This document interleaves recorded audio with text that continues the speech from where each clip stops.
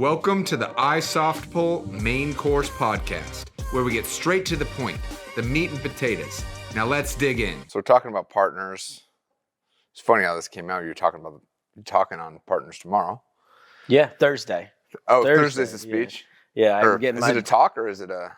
So there's a summit with like a group of companies, and but yeah, my piece specifically is on partnership with one of our big vendors. So do you have, on that topic, what do you think are generally some key attributes that make a good partnership or make a partner? Yeah. Right?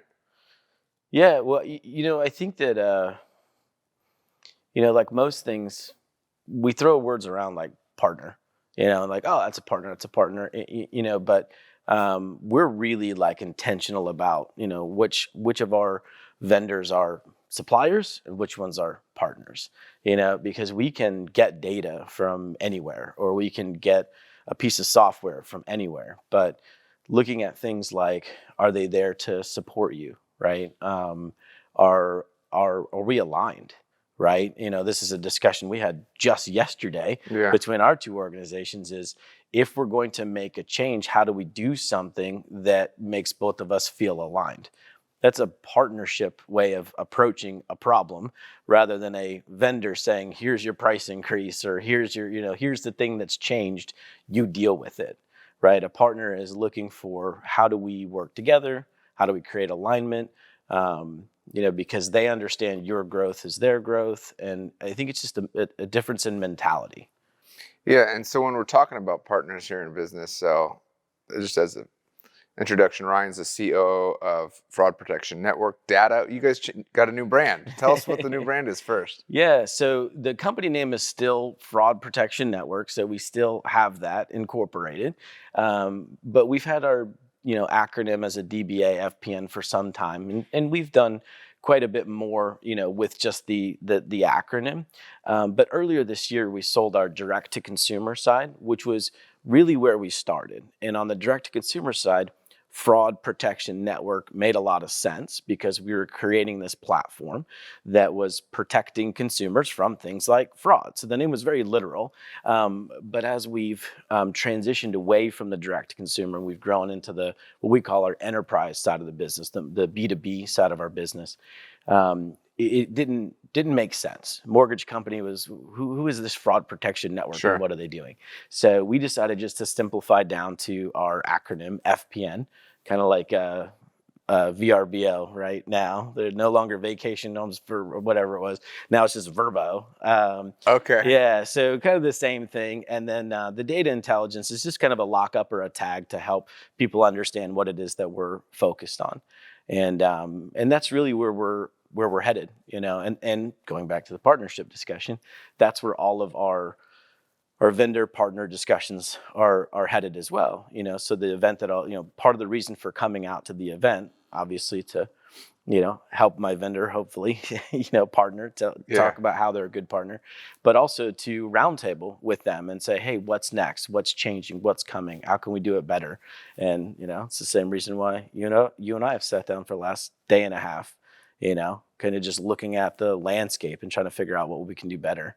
Data is really powerful, or it can be really powerful, but you have to have the intelligence behind it to interpret, the nuance and figure out what that data means. And that's what we're trying to do. So sure, that's the new name. I like it. So when we're talking about partners, I'm thinking like, I look at all of our vendors / partners, and you look at like AWS. I wouldn't consider them their partner, right? They're just a vendor. That's where we do our hosting. That's where our infrastructure is. We have some integrations with some CRMs that are kind of just vendor, right? Zapier, we have an integration with them. They're a vendor, right? When we talk about our partnerships, it's more intimate. It's more strategic, right? And problems do arise. And so when you're looking at a partner and maybe somebody approaches you, maybe they have a widget or something that they want to integrate your data in, what do you look for in a partner? What do you think are some of the good characteristics of a good partnership? Yeah, one of the first things is people.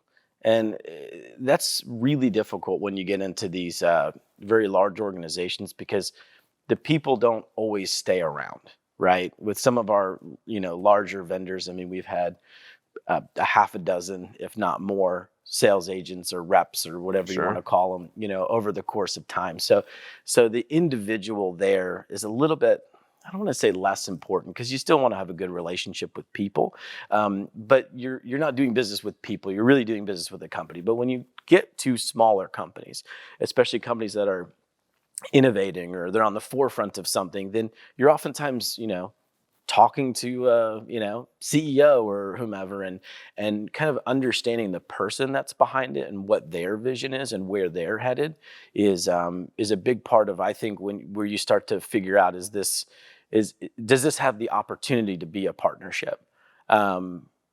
Because like a marriage or anything else, I mean, some of these are long term and they're contractual in nature.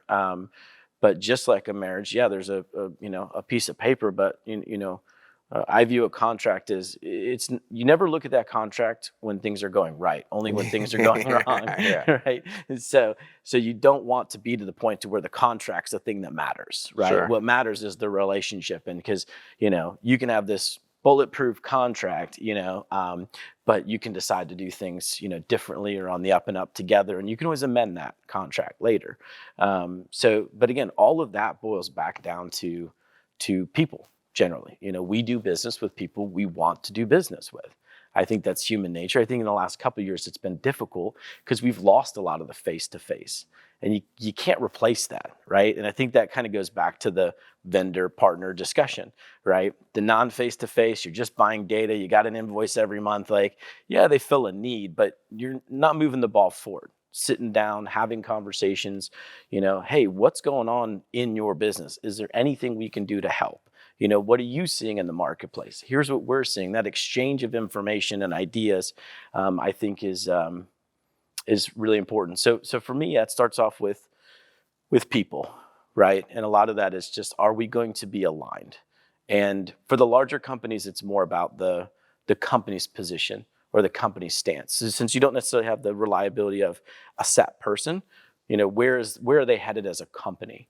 We talked about in the mortgage space, a wholesale lender, right? And you've got some wholesale lenders that also are retail lenders.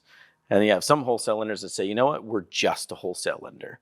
And that entity isn't going to be competing with their brokers, right? And to me, that would be, even though it could be a major organization, that's a cultural thing. That's a decision that they've made as a company that if I'm a broker, that would align with me more. That's somebody that tells me they're going to support me because their only path forward is through their brokers. Sure. So again, I look for people at first, and then if it's a larger organization, for the values of the organization, not who they're voting for. I don't care about that. Yeah. I'm talking about, culturally, what are they trying to promote? Where are they trying to head? Are they innovating, right? Are they looking for what's new and what's next? Or are they just trying to, gouge you for a few nickels here and there? Yeah, and some of these partnerships we come across, a lot of it is just they want an integration, or they want the two technologies to work together, right? And so I think that's the first component is, for me at least, does the partnership purpose make sense, Mm-hmm. right? And in the long term too, because we're both going to invest time, resources, money to that partnership, right? Yeah. But when you get past it, I think you're right. I think it is about assuming. I mean, let's just talk about a CRM. There's lots of CRMs that are out there, right? And there's lots of data providers out there. So, and the data providers and the CRMs, they can work together great. But it's the founders or the leaders of the company that are working together on a day-to-day basis that can work together to come up with new solutions, right? Because maybe the original problem they were trying to solve in the beginning of the partnership changes over time. Once the partner is together and they're going for this goal, then they can solve other problems. So I think not only just tackling the problem and being aligned on the problem, but getting an innovative person on the other side of the table, right? That all right, we're going to develop this together, and who knows where it's going to go. Yeah. Well, I think that together being, a big component of that, right? Where, when you have just not to necessarily name names, but we do a lot of work with the 3 credit bureaus, right? And I don't think either one of us, at least not in the near future, expects them to invest in by writing a check. I mean, they've done that in the past, not very often, not to us, but I'm just saying in general, right? That sometimes they'll acquire a company, but sometimes they have made an investment. But short of that, they can also invest in your company by agreeing to do work and different things like that, and bringing people, resources, and ideas to the table. And, when you were talking about the integration, I agree with that. And it does need to be viewed as a two-way street.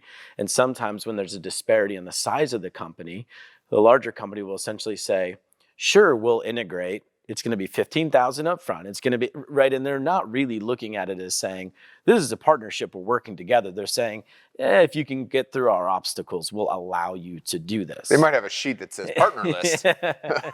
But what are we talking here? Yeah. And if your position on that list had to do with how much you spent with them and, how much you greased the palms along the way, it's probably not a real partnership. But we have seen even the biggest companies truly take on that role. And I'll just give you one real simple kind of, for instance. So we moving into a new space can be challenging. Sometimes your incremental price is very high compared to your large competitors because they just have this massive buying power. Or there's a huge commitment. Some of our vendors are looking for large commitments. And so we made a rather large commitment, and then given some market conditions and things like that, we were going to fall short of that, of that amount.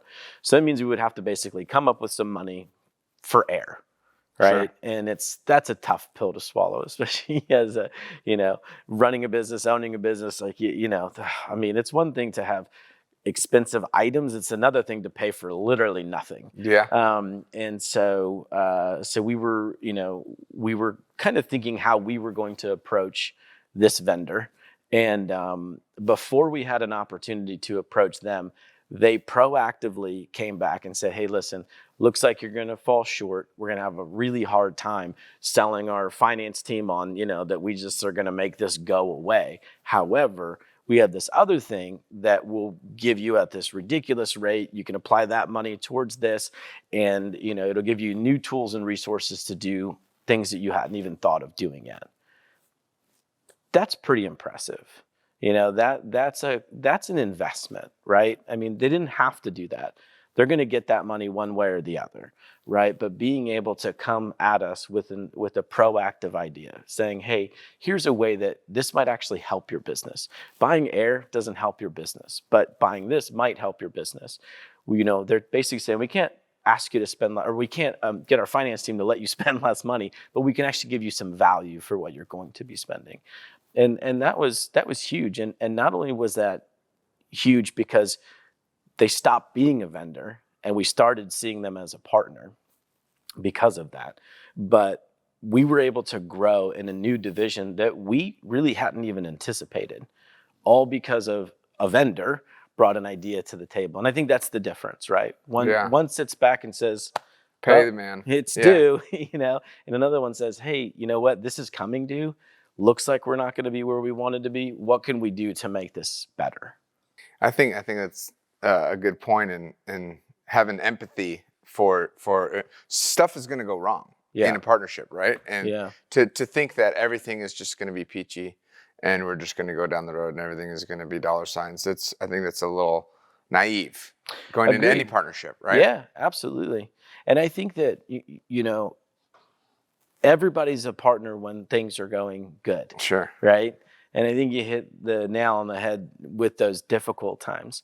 And sometimes we don't necessarily know we have a partner right out of the gate, right? Like we seek those out, right? We look at the people, we look at the organization, we look at what's next. And that's the intention, right? We go into the relationship with that intention, but it has to be proven out over time. Yeah. And I did vendor earlier because we did just see them as a vendor, but then they kind of flipped the script on us in a way that we didn't expect by bringing new ideas to the table. And so even though that partnership, you can go into it with the best of intention, but it has to, happen over time. And it happens from an investment, whether it's time or going to their events or whatever it is on both sides, right? Yeah. And I think where you really know whether or not, like, the litmus test is, to your point, when things aren't going as expected. Yeah, like they say, like, characters defined, in the low times. Yeah. Not when everything is going good, Right, right? exactly. Like who you are, what our you stand- failures, Yeah. our learning experience. That's how we propel ourselves forward.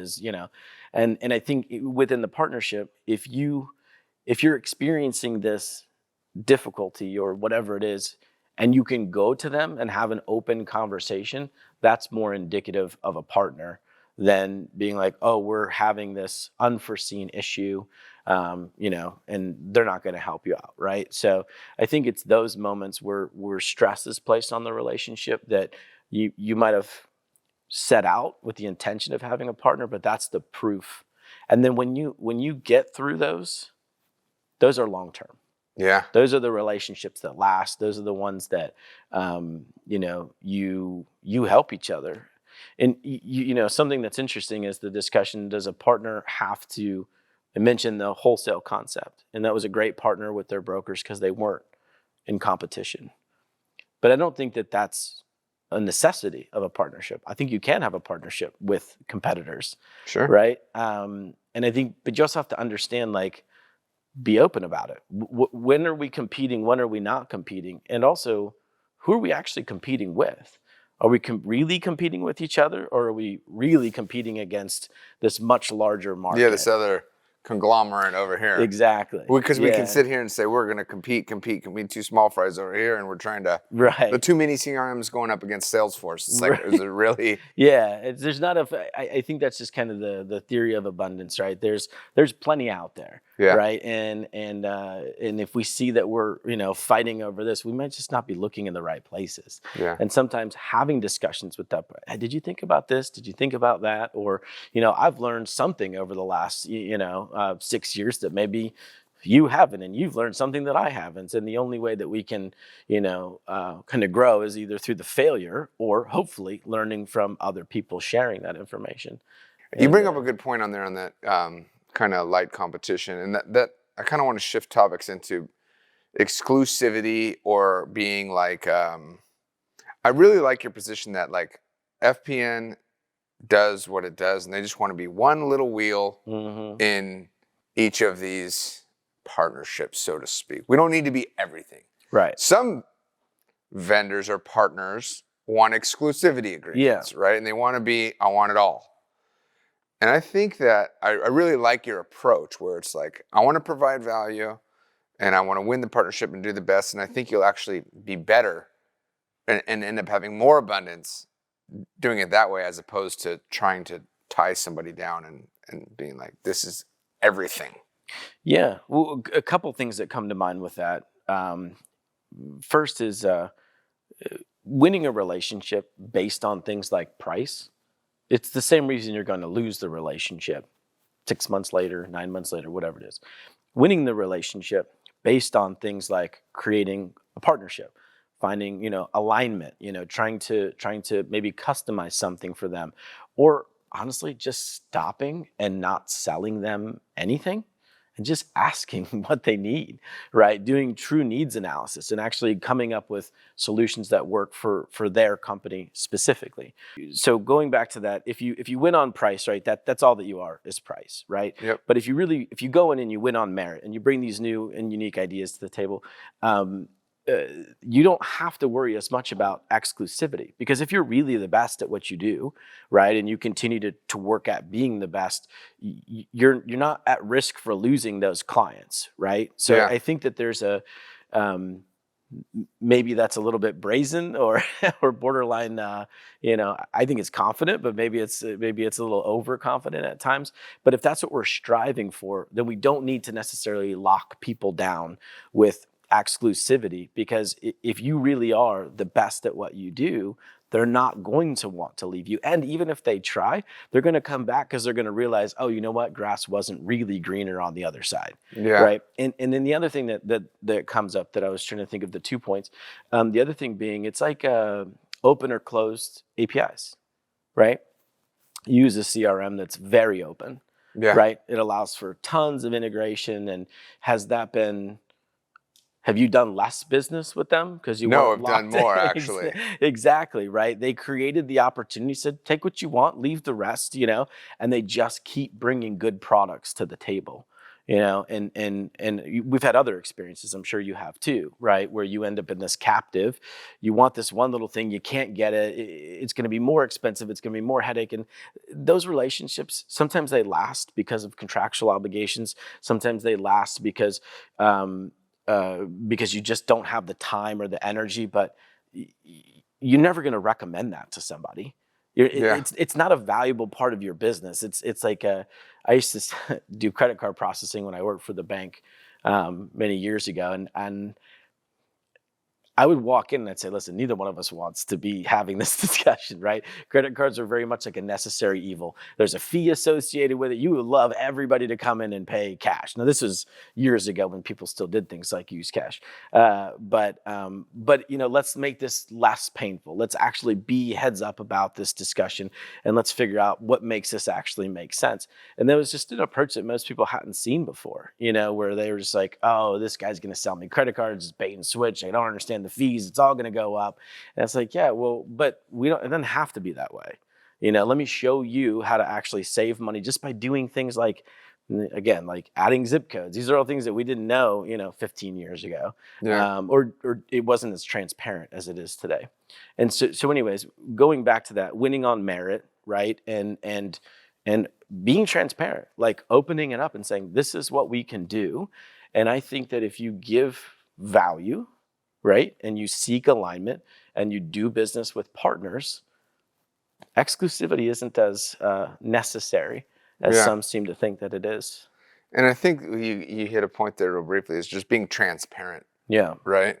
The worst thing in a relationship is being blindsided by something. Yeah. That's the worst. I would rather, like the old saying, the cover up is always worse than the original scandal. You know what I mean? So just being transparent on what your goals and what your initiatives are, and having that freedom after you've gone through these tough times with people to say, hey, this is what we want to do, and this is where we want to go, and we could do it together, right? Yeah. But we don't have to do everything together, back to the exclusivity thing. Right? And we can win together, right? So I think that's big. And I had to go ahead. And I don't think that don't do exclusivity. Like, I'm not saying, right? Yeah. There's no extreme, right? Because there are times when you have to protect your company, or there are times when you have to do certain things, or you have a particular intellectual property, that you're going to license to this one person. Exactly. And so, we spend way more than I'd care to admit on attorneys and contracts. Those things are very important, right? And we do them. But again, like I said, the contract is, this is what we do in case something goes wrong. And once that's out of the way, then we can have real discussions about how we grow our companies and how we actually, do business together. And that's where you go off in the direction of the partnership. But I think you're 100% right. It's that blindsided concept. And I think that goes back to something I was at least attempting to say earlier, which is, it's really easy to go out and have drinks and high five when things are going well. But if you know something negative is coming, being able to have that openness, that transparency, that honesty with that other side of the equation, say, hey, nobody's going to like this, but let me tell you that this is coming, or here's how we can work. And then they bring, like that one vendor, instead of saying, hey, you have this huge payment coming due, they said, well, what can we do with this money that would be advantageous, right? And it's just a different way of looking at the same problem. And I think that's a big part of being a partner, right? Because if you seek partnerships, then you need to be a good partner too. And I think being a good partner, sometimes it's, to bring it back, is, how can I serve you? Sometimes, and like, a lot of times we said, like, I'm trying to figure out how to phrase this. Sometimes guys just need help. Yeah. And there's nothing in return. Yeah. It's like, I don't know how many times I've called you, Ryan, I need help. Yeah. And it's not to the core fundamentals of our deal that benefits us both. Ryan, I need help on this that is not going to benefit you primarily. Yeah. You know?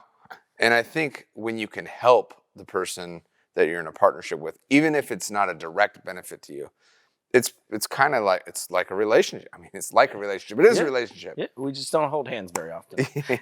Yeah.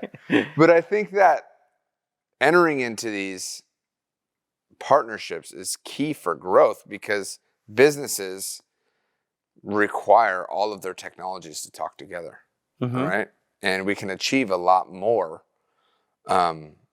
together than in solidarity. Yeah. Right. Agreed. Yeah, and I think something that you know, when we look at the SMB, that small medium, you know, marketplace versus the very large organizations, right? Because they have so much size and so many resources, they have all these different departments, and they have these different kind of think tanks within the organization, and you know, their accounting team is kicking up one bit of information, and they have all these different facets to their organization where they're bringing up expertise. And in our smaller companies, you know, we're likely experts in one or two things, but we don't necessarily have experts in all of those things, right? So there's a couple ways to, you know, try to fix that. We could just hire everybody under the sun and then we'd go under in a minute because we couldn't afford the payroll, or you seek out those resources that you're missing externally. And some of those are going to be paid relationships, you know, outsourcing to maybe a business coach or something like that. But other ones are going to be from mentors and people that we can share ideas with. And I think going back to the transparency thing, if you just share freely, you know, in that moment, there's maybe not benefit, but whether you want to call it karma or good vibes or whatever it is, I think that stuff all comes back full circle. And like I said, you know, looking for good partners, you have to be a good partner. You know, investing into a relationship isn't always dollars and cents. Sometimes it's time on the phone. You know, so those are some of the things that I don't think you can always clearly define, you know, or know necessarily at the beginning of a relationship that that's what it's going to be. But if you look for those fundamentals, you know, good corporate vision, good direction, you know, people, hopefully, you know, where you have a good relationship with people, and always seek deals and relationships that are aligned, right? If I do well, you do well.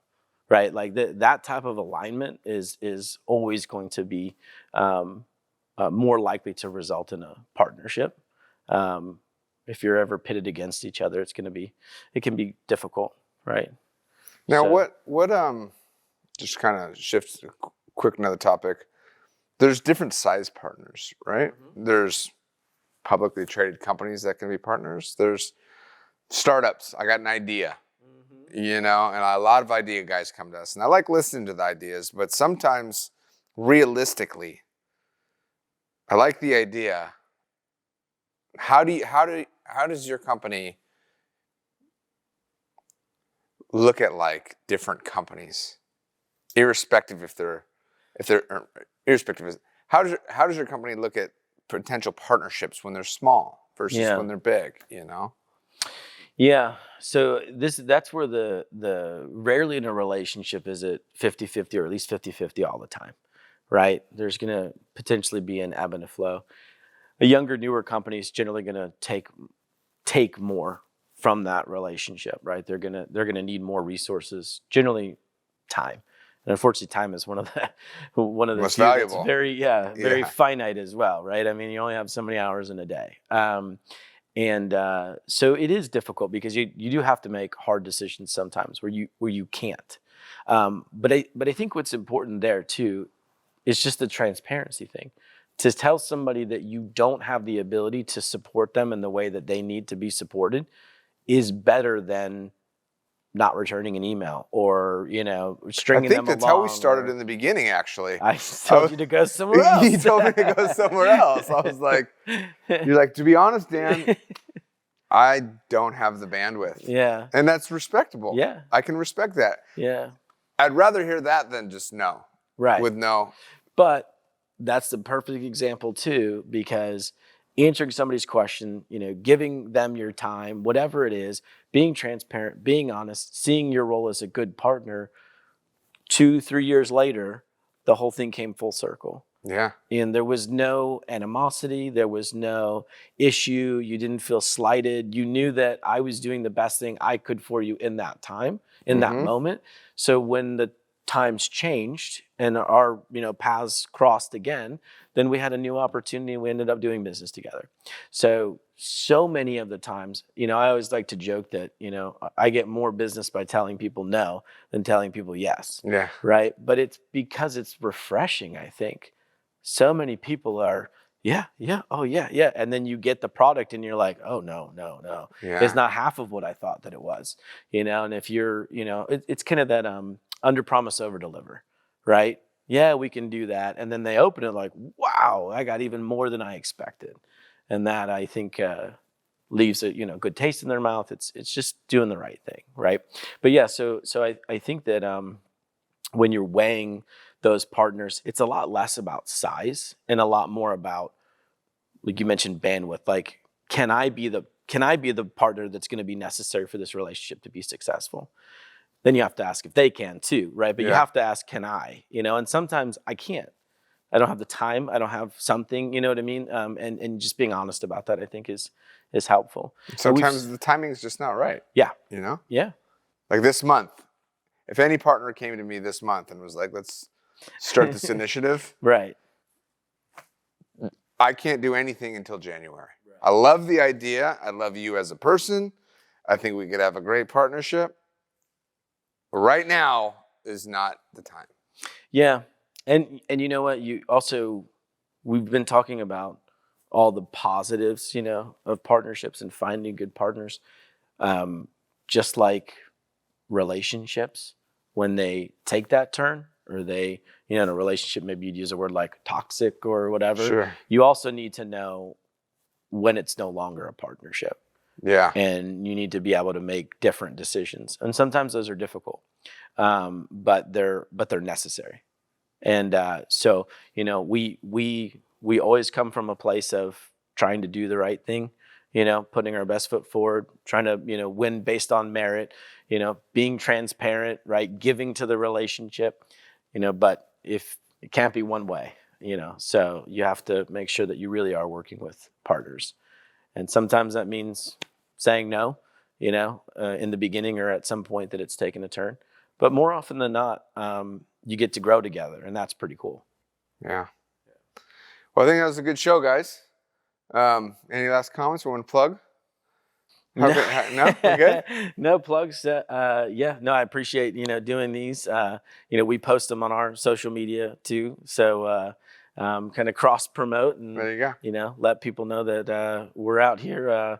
We're not competing with each other. We're going after the 800-pound gorillas that are some of our competitors. And being transparent, giving as much as you expect to get. With those things, I think that you're going to find that you have more partners than you have vendors. I think that's a good message. Cheers, guys. Thanks for listening. Subscribe to the main course for straight to the point business insights.